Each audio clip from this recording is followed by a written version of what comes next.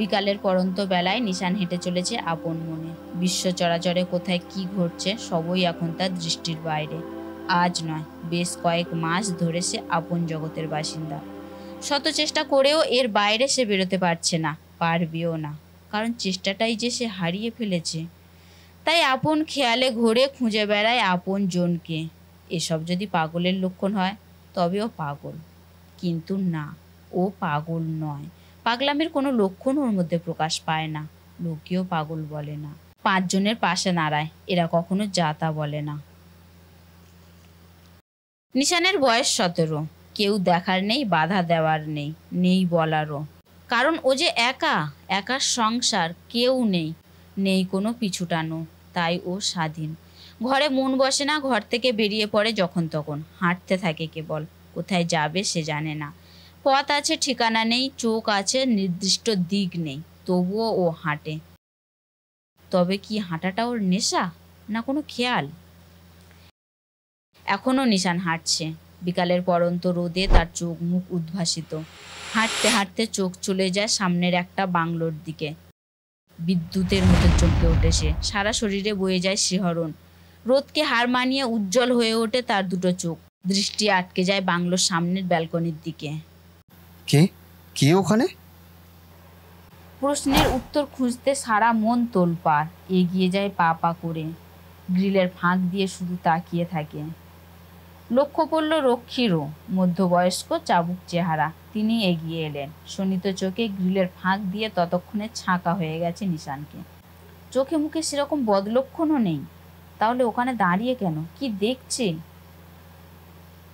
ওকে প্রশ্ন করার আগেই ডান দিকে তাকালেন। দেখলেন ব্যালকনিতে দাঁড়িয়ে আছে সাহেবের 2 মেয়ে, প্রকৃতি আর স্মৃতি।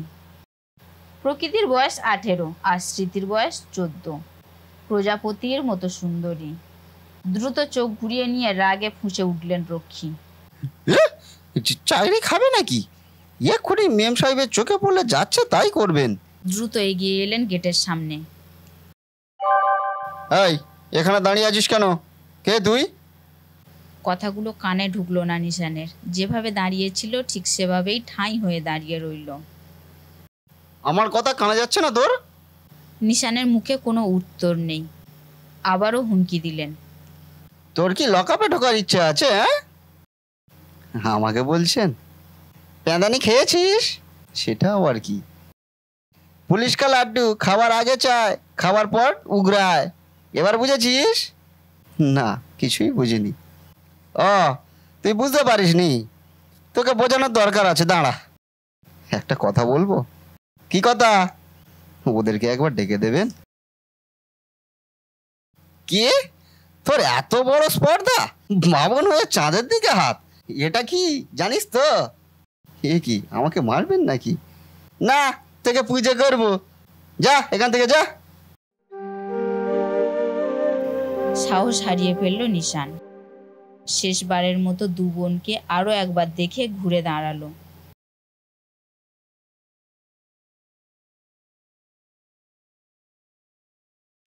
প্রকৃতির নজরে পড়ল ব্যাপারটা। সিকিউরিটি 2-1টা কথাও কানে গেছে তার। তাই কৌতূহল বেড়ে গেল। ওখানে দাঁড়িয়েই সিকিউরিটিকে জিজ্ঞাসা করলো, কাকু, কিছু বলবে মামনি? ছেলেটি কে? চিনি না। কি বলছিল? তোমাদের সাথে কথা বলতে চায়। তাই নাকি? দেখছি এদের জ্বালায় কোথাও গিয়ে শান্তি নেই। ধুর।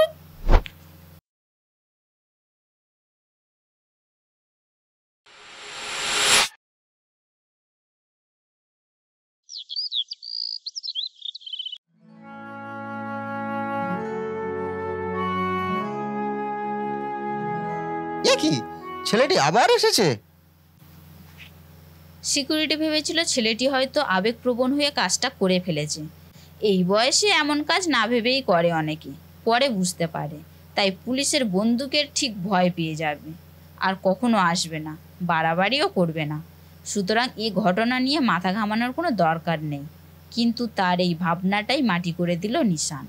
সে প্রতিদিন আসতে লাগলো, এবং ঠিক বিকালেই। তার একটাই উদ্দেশ্য, প্রকৃতিদের সাথে কথা বলা।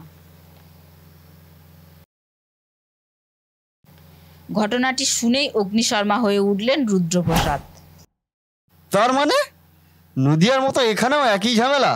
সেখানেও ওই ঝামেলার কেন্দ্রবিন্দু ছিল এই দুই বোন, এখানেও তাই? না, আর ঝামেলা বাড়তে দেওয়া যাবে না। খুব তাড়াতাড়ি কিছু একটা ব্যবস্থা করতে হবে। ছেলেটির নাম কিছু জানো? না সাহেব, কিছুই জানি না। মানে এত বড় ভুল কি কেউ করে? নাম তো নোট করা উচিত ছিল। আর ভুল হবে না স্যার। হ্যাঁ, আসলে ছেলেটিকে দেখে সহজ সরল মনে হয়েছিল, তাই আর পরিচয় জানার চেষ্টা করিনি। তোমার বয়স কত? কেন স্যার, বলো না। 38। আমার 48। 24 বছর চাকরি জীবনে মানুষকে পর্যবেক্ষণ করে করে নানা অভিজ্ঞতা হয়েছে আমার। মানুষের চোখ মুখ দেখে সিদ্ধান্ত নেওয়া যায় না। যদি নিজের মনে প্রশ্ন করতে যে ছেলেটি কেন বারবার আসছে, তাহলে নিজের সিদ্ধান্ত বদলে ফেলতে। থাক, যা আবার হয়ে গেছে। 2-1 দিনের মধ্যে ছেলেটি নিশ্চয়ই আবার আসবে। আমি যদি বাড়িতে না থাকি তাহলে আমাকে ফোন করবে, আর ছেলেটিকে ভুলিয়ে ভালিয়ে ভিতরে বসিয়ে রাখবে। তারপরের ব্যাপারটা আমার।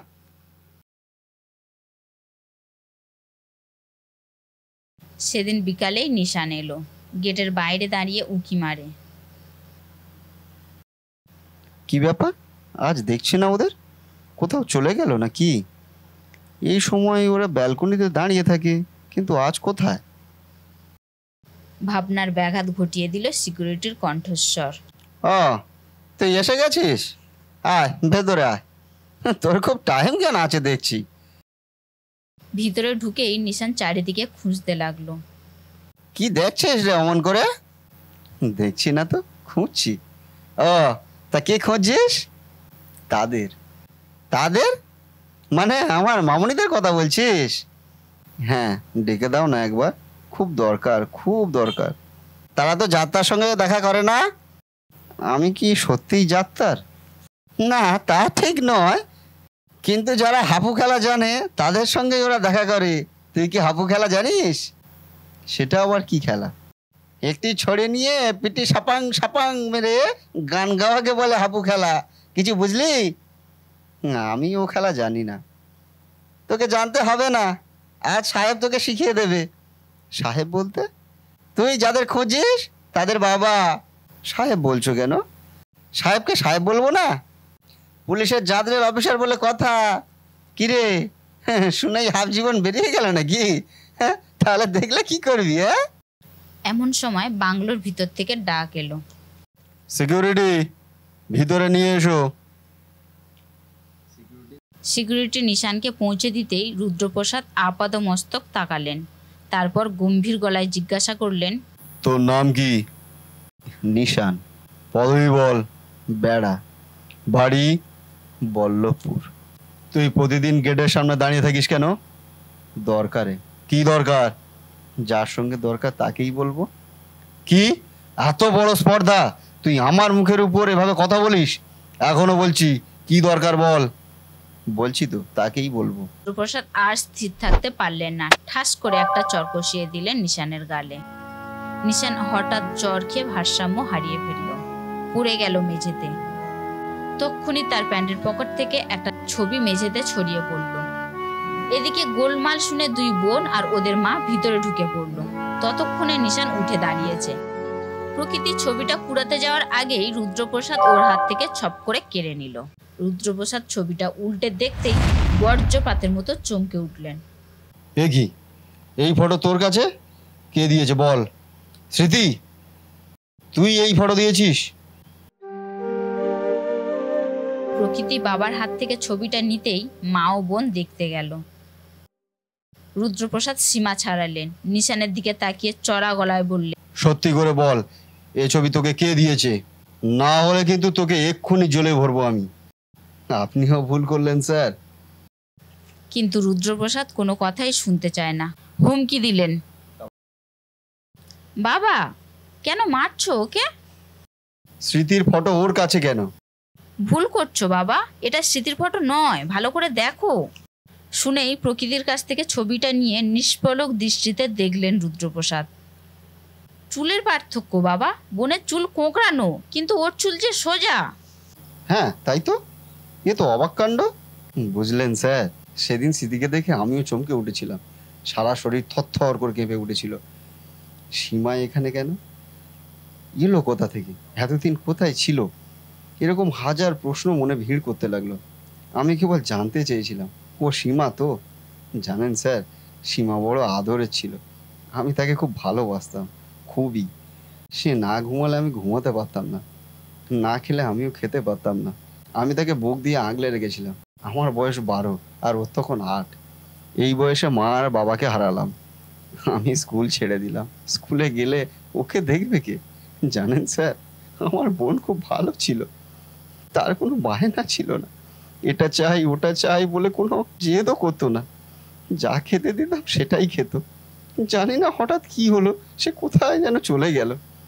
আজ 5 বছর ধরে খুঁজে বেড়াচ্ছি। তবে আমি জানি আমার বোন আমাকে ছেড়ে কোথাও যেতে পারে না। ও ঠিক আসবে, আমাকে দাদা বলে ডাকবে। তাই তো আমি বোনের কণ্ঠে দাদা ডাক শোনার জন্য ঘুরে বেড়াই। সীমা, সীমা তুই কোথায়? আয় না, আয় না আমার সামনে। সীমা। দাদা, আজ থেকে আমি না হয় তোমার বোন হলাম। বোন, আমার বোন।